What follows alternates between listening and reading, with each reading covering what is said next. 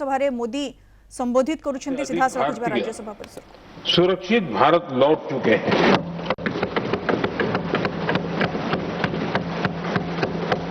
Iran से ही अभी तक 1000 से अधिक भारतीय सुरक्षित वापस लौटे हैं। इनमें 700 से अधिक मेडिकल की पढ़ाई करने वाले युवा हैं। हमारी सरकार संकट के इस समय में पूरी संवेदनशीलता से काम कर रही है। सभी देशों ने वहां मौजूद भारतीयों की सुरक्षा का पूरा आश्वासन दिया है। हालांकि ये बहुत दुखद है कि हमलों के कारण कुछ भारतीयों की मृत्यु हुई है और कुछ घायल भी हुए हैं। ऐसे मुश्किल हालात में परिवारजनों को आवश्यक मदद दी जा रही है। जो घायल है उनका बेहतर इलाज सुनिश्चित कराया जा रहा है। सभापति जी, होर्मुज स्ट्रेट विश्व व्यापार के सबसे बड़े रूट्स में से एक है। विशेष तौर पर कच्चे तेल, गैस और फर्टिलाइजर से जुड़ा परिवहन इस क्षेत्र से बहुत बड़ी मात्रा में होता है। युद्ध के बाद से ही होर्मुज स्ट्रेट में जहाजों का आना जाना बहुत चुनौतीपूर्ण हो गया है। लेकिन विपरीत परिस्थितियों के बावजूद हमारी सरकार ने संवाद से, कूटनीति के माध्यम से रास्ते बनाने का प्रयास किया है। प्रयास ये है कि जहां से भी संभव हो वहां से तेल और गैस की सप्लाई भारत पहुंचे।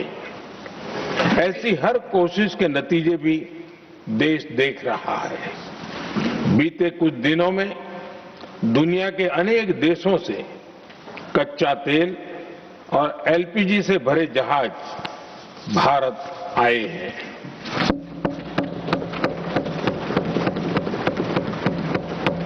इस दिशा में हमारे प्रयास आने वाले दिनों में भी जारी रहेंगे। सभापति जी, भारत का प्रयास है कि तेल हो, गैस हो, फर्टिलाइजर हो, ऐसे हर जरूरी सामान से जुड़े जहाज भारत तक सुरक्षित पहुंचे। लेकिन इस युद्ध से बनी वैश्विक परिस्थितियां अगर लंबे समय तक बनी रहती है तो गंभीर दुष्परिणाम तय है। इसलिए भारत ने अपनी रेजिलियंस बढ़ाने के लिए जो भी प्रयास बीते वर्षों में किए हैं उनको और गति दे रहा है। सभापति जी, कोई भी संकट हो वो हमारे हौसलों और हमारे प्रयास दोनों की परीक्षा लेता है। देश ऐसे संकटों का बेहतर तरीके से सामना कर सके, इसके लिए बीते 11 वर्षों में निरंतर निर्णय लिए गए हैं। एनर्जी इंपोर्ट का डाइवर्सिफिकेशन ऐसे ही प्रयासों का हिस्सा है। पहले क्रूड ऑयल, एलएनजी, एलपीजी ऐसी एनर्जी जरूरतों के लिए 27 देशों से इंपोर्ट किया जाता था। वहीं आज भारत 41 देशों से एनर्जी इंपोर्ट करता है। बीते दशक में भारत ने संकट के ऐसे ही समय के लिए कच्चे तेल के भंडारण को भी प्राथमिकता दी है। हमारी तेल कंपनियां संकट के समय के लिए काफी मात्रा में पेट्रोल और डीजल का भंडार रखती है। बीते 11 वर्षों में 53 लाख मीट्रिक टन से अधिक का स्ट्रेटेजिक पेट्रोलियम रिजर्व भी डेवलप किया गया है। और 65 लाख मैट्रिक टन से अधिक के रिजर्व की व्यवस्था पर देश काम कर रहा है। साथ ही बीते दशक में भारत की रिफाइनिंग कैपेसिटी भी अच्छी खासी बढ़ाई गई है। मैं आपके माध्यम से सदन को और देश को ये आश्वासन देना चाहता हूं कि भारत के पास क्रूड ऑयल के पर्याप्त स्टोरेज के और निरंतर सप्लाई की व्यवस्थाएं हैं। सभापति जी, हमारी सरकार की कोशिश है कि ईंधन के किसी एक ही स्रोत पर ज्यादा निर्भरता न रहे। सरकार घरेलू गैस सप्लाई में एलपीजी के अलावा पीएनजी पर भी बल दे रही है। बीते दशक में देश में पीएनजी कनेक्शन पर अभूतपूर्व काम हुआ है। बीते दिनों में इस काम को और तेज किया गया है। साथ ही एलपीजी के घरेलू उत्पादन को भी बड़े पैमाने पर बढ़ाने का प्रयास किया जा रहा है। सभापति जी, बीते वर्षों में सरकार का निरंतर प्रयास रहा है कि हर सेक्टर में दूसरे देशों पर निर्भरता कम से कम हो। हम ज्यादा से ज्यादा आत्मनिर्भर हो, यही एकमात्र विकल्प है। जैसे भारत का 90% से अधिक ट्रेड विदेशी जहाजों पर होता है। ये स्थिति किसी भी वैश्विक संकट में भारत की स्थिति को और भी गंभीर बना देती है। इसलिए सरकार ने मेड इन इंडिया जहाज बनाने के लिए करीब 70,000 करोड़ रुपए का अभियान शुरू किया। भारत आज ship building, ship breaking, maintenance and overhauling ऐसी हर सुविधा के निर्माण पर तेज गति से काम कर रहा है। भारत अपने डिफेंस सेक्टर को भी अधिक रेजिलिएंट बना रहा है। बीते दशक में किए गए प्रयासों से भारत आज अपनी जरूरत के अधिकांश हथियार भारत में ही बना रहा है। एक समय था जब भारत अपने जीवन रक्षक दवाओं के कच्चे माल यानी एपीआई के लिए भी दूसरे देशों पर बहुत अधिक निर्भर था। बीते वर्षों में देश ने भारत में ही एपीआई इकोसिस्टम बनाने के लिए अनेक प्रयास किए हैं। इसी प्रकार रेयर अर्थ मिनरल्स में विदेशी निर्भरता को कम करने के लिए भी बड़े कदम उठाए जा रहे हैं।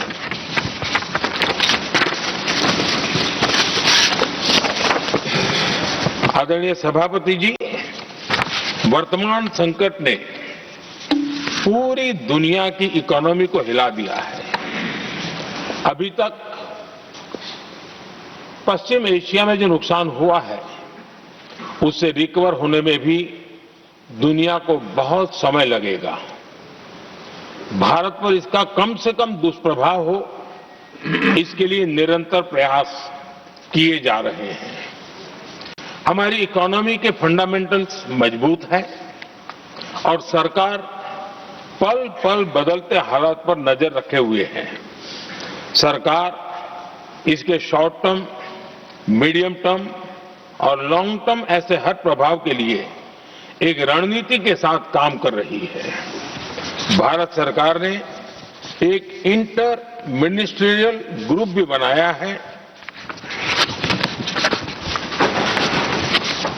ये ग्रुप नियमित मिलता है और हमारे इंपोर्ट एक्सपोर्ट में आने वाली हर दिक्कत का आकलन करता है और ये ग्रुप आवश्यक समाधान पर भी निरंतर काम करता रहा है। जैसे कोरोना के समय में अलग अलग सेक्टर्स की चुनौतियों से निपटने के लिए एक्सपर्ट्स और ऑफिसर्स के एम्पावर्ड ग्रुप्स बने थे, वैसे ही कल ही ऐसे 7 नए एम्पावर्ड ग्रुप्स का भी गठन किया गया है। ये group supply chain, petrol diesel, fertiliser, gas, महंगाई ऐसे विषयों पर त्वरित और दूरगामी रणनीति के तहत कार्रवाई करने का काम करेंगे। मुझे पूरा भरोसा है कि साझा प्रयासों से हम परिस्थितियों का बेहतर सामना कर पाएंगे। आदरणीय सभापति जी, सरकार ये भी प्रयास कर रही है कि आने वाले बुआई के सीजन में किसानों को पर्याप्त खाद मिलती रहे। सरकार ने खाद की पर्याप्त सप्लाई के लिए आवश्यक तैयारियां की हैं। सरकार का निरंतर प्रयास है कि किसानों पर किसी भी संकट का बोझ न पड़े। मैं देश के किसानों को फिर आश्वस्त करूंगा कि सरकार हर चुनौती के समाधान के लिए उनके साथ खड़ी है।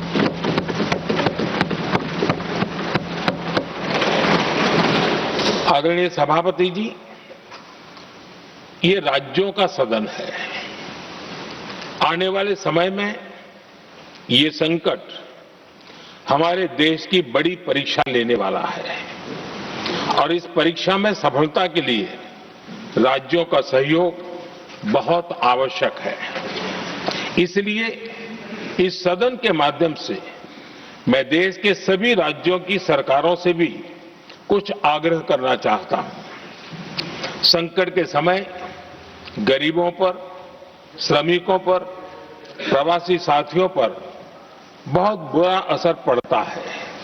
इसलिए पीएम गरीब कल्याण अन्न योजना का लाभ समय पर मिलता रहे, ये सुनिश्चित करना होगा। जहां प्रवासी श्रमिक साथी काम करते हैं, उनकी परेशानियों को दूर करने के लिए प्रोएक्टिव कदम उठाए जाएं।